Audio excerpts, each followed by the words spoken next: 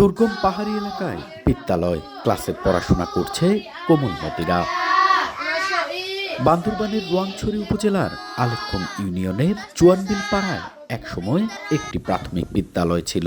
১৯৮০ সালে পাহাড়ের আঞ্চলিক দলগুলোর অন্তর্কোন্দলের কারণে পাড়ার বাসিন্দারা অন্যত্র চলে গেলে সরিয়ে নেওয়া হয় বিদ্যালয়টি।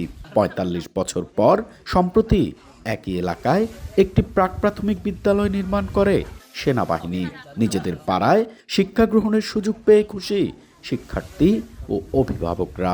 দুর্গম এলাকা থেকে শহরে যেতে আমাদের অনেক টাকা পয়সা খরচ হয়। সেনাবাহিনী স্কুল দিচ্ছেন, এখানে লেখাপড়া করতে পারছে। শিশু বাচ্চাদের জন্য বই, খাতা, কলম, খেলনা, তারপর টিফিন দেওয়া হয়।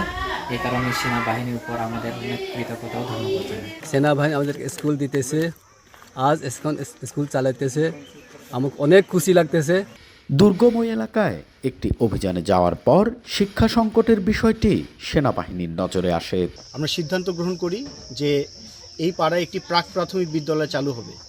পরবর্তীতে বান্দরবান রিজিয়ন সদর দপ্তরের সার্বিক পৃষ্ঠপোষকতা এবং অত্র জোনের সার্বিক তত্ত্বাবধানে এই স্কুলটি স্থাপন করা হয়।